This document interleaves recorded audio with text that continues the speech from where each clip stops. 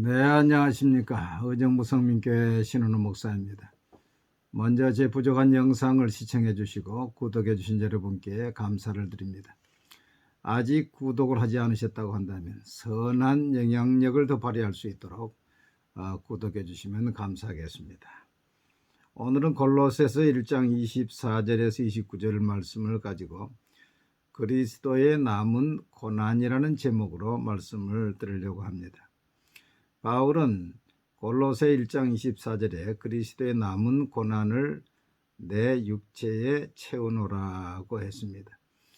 이것은 예수님의 속죄 사역이 남았다는 이야기는 아닙니다. 예수님이 돌아가시면서 다 이루었다 하시고 그 증거로 성전 휘장이 위로부터 아래로 갈라져서 우리 죄인이 하나님께로 갈 수 있는 새롭고 산 길이 열렸다고 말씀을 했습니다. 히브리 9장 12절에 염소와 송아지에 필요하지 아니하고 오직 자기의 피로 영원한 속죄를 이루사 단번에 성소에 들어가셨느니라. 여기에 영원한 속죄, 또 단번에, 그래서 예수님의 속죄는 영원한 속죄고 완전한 속죄인 것입니다. 그렇기 때문에 히브리 10장 12절에 이것들을 사하셨은즉 다시 죄를 위하여 제사 드릴 것이 없느니라고 했습니다. 그런데 아직도 이 제사를 드리고 있는 사람들이 있습니다. 그건 누굽니까? 천주교의 미사인 것입니다. 이 미사, 메스는 제사를 말합니다. 그리고 신부는 프리스트, 제사장을 말합니다. 그리고 제단은 예수님을 떡에 축성해서 다시금 제물로 드리는 것이 천주교의 미사인 것입니다. 그러므로 미사는 그리스도의 완전한 속죄를 부정하는 것입니다. 성경의 진리를 오도하고 있는 것이죠. 그래서 개혁자들은 단 한 번의 미사도 허용할 수 없다고 이야기했습니다. 그러면 그리스도의 남은 고난은 무엇을 의미하는 것입니까? 그리스도의 남은 고난은 복음 전도를 위해서 남은 고난을 말한다고 생각합니다. 헬라인은 지혜를 말하고 유대인은 표적을 찾으나 우리 하나님은 전도에 미련한 것으로 사람을 구원하시기를 기뻐하셨도다. 주님은 승천하셨지만은 주님의 일, 복음 증거하는 일을 우리에게 맡겼습니다. 너희는 온 천하에 다니며 만민에게 복음을 전파하라. 믿고 세례를 받는 자는 구원을 얻을 것이요 믿지 않는 자는 정죄를 받으리라고 했습니다. 이 복음 전하는 일을 우리에게 맡겼습니다. 지금도 이슬람권이나 공산주의 나라에서는 복음 전도를 법으로 금했습니다. 세계에서 가장 악랄하게 복음 전도를 막는 나라가 북한입니다. 지금 북한에는 우리 한국의 선교사 5명이 붙잡혀 있습니다. 그 중에 일부는 돌아가셨다고도 합니다. 전 정권들이 이 한국에 붙잡힌 사람에 대해서 한마디 말도 하지 않았습니다. 그 많은 돈을 갖다 주면서도 내 국민 한 사람을 데려오지 않는, 그러니까 우리 국민을 위한 정부가 아니었던 것입니다. 이처럼 복음을 증거하는 일에 아주 고난이 많습니다. 바울은 해산의 수고를 한다고도 이야기를 했습니다.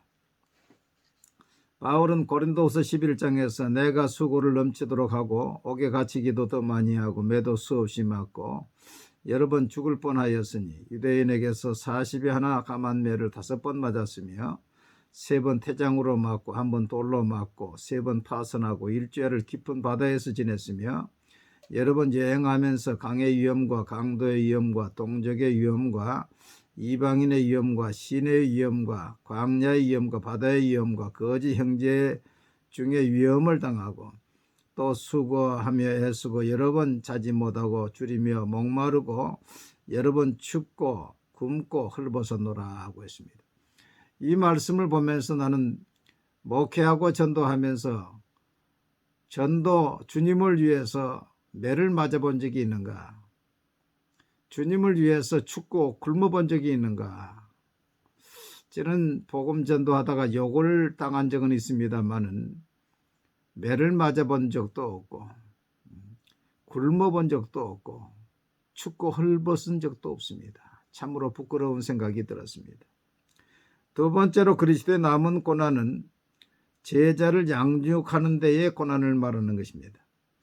아이들은 10개월 만에 태어나지만 그 아이가 키워서 앞가름을 하려면 25년, 30년을 밀어줘야 합니다. 돌아가신 빌리 그레이엄 목사님은 전도가 5%라면 양육은 95%라고 이야기했습니다. 우리 예수님은 그러므로 너희는 가서 모든 족속을 제자로 삼아 아버지와 아들과 성령의 이름으로 세례를 베풀고 내가 너에게 분부한 모든 것을 가르쳐 지키게 하라고 했습니다. 이 가르치고 지키는 것이 이게 보통 시간이 걸리는 것이 아닙니다. 골로새 1장 28절부터 보면 우리가 그를 전파하여 각 사람을 구원하고 모든 지혜로 각 사람을 가르치면 각 사람을 그리스도 안에서 완전한 자로 세우려 함이니 이를 위하여 나도 내 속에서 능력으로 역사하는 이의 역사를 따라 힘을 다하여 수고하노라. 이 한 사람을 가르쳐서 장성한 그리스도인으로 만든다는 것이 얼마나 힘듭니까? 바울 사도는 너희는 내게 배우고 받고 듣고 본 바를 행하라. 나의 자녀들아 너희 속에 그리스도의 형상을 이루기까지 너희를 위하여 해산의 수고를 하노니. 갈라디아서 4장 19절. 이렇게 가르친 바울이 로마서 14장 7절 8절에는 이런 말씀을 했습니다. 우리 중에 누구든지 자기를 위하여 사는 자가 없고 자기를 위하여 죽는 자도 없도다. 우리가 살아도 주를 위하여 죽고 죽어도 주를 위하여 죽나니 그러므로 사나 죽으나 우리가 주의 것이로다. 그 바울 사도가 복음을 증거하고 가르친 사람들 우리 중에 누구든지 자신을 위해 사는 자가 없고 자신을 위해 죽는 자도 없다. 이 로드십, 그 주인 대신 주님이 그들의 딱 주인이 됐다는 것입니다. 제 목표가 이렇습니다. 제자 삼는 목표가, 양육하는 목표가 주님이 로드십, 주님이 나의 주인이 딱 되는 것이죠. 저는 개인적으로 일주일에 서너 명씩 이렇게 개인적으로 양육을 합니다. 또 참석하지 못한 사람은 전화로 양육하는데 이 양육하는 시간이요, 사실은 설교 시간보다 더 행복합니다. 한 사람을 양육하고 기른다는 것이 얼마나 참 힘이 들지만은 귀합니다. 마지막으로 그리스도의 남은 고난은 교회를 위한 고난을 말합니다. 고린도후서 11장 28절에 이 외의 일은 고사하고 아직도 날마다 내 속에 눌리는 일이 있으니 곧 모든 교회를 위하여 염려하는 것이다. 고린도 교회는 당파가 있지요. 갈라디아 교회는 또 율법으로 돌아갔지요. 또 에베소 교회는 이단들이 침투했지요.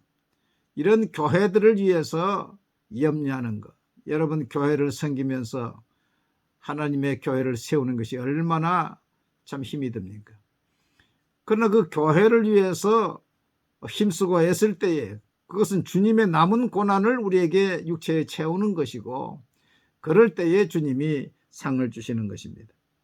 오베데돔은 사무엘하 6장에 보면 갑작스럽게 법궤를 맡았지만 그 법궤를 잘 섬김으로 말미암아 여호와의 궤가 가드 사람 오베데돔의 집에 석 달을 있었는데 여호와께서 오베데돔과 그의 온 집에 복을 주시니라. 12절에 하나님의 궤로 말미암아 오베데돔의 집과 그의 모든 소유에 복을 주셨다 한지라. 여러분 그리스도의 남은 고난은 전도를 위한 고난, 양육을 위한 고난, 하나님의 교회를 세우고 봉사하는 고난입니다.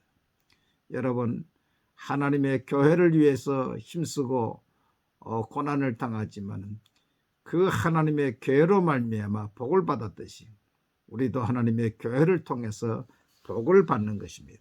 여러분 주를 위해서 고난당하는 자를 하늘에서 상급이 크다고 했습니다. 이 복을 다 누리시기를 바랍니다. 감사합니다.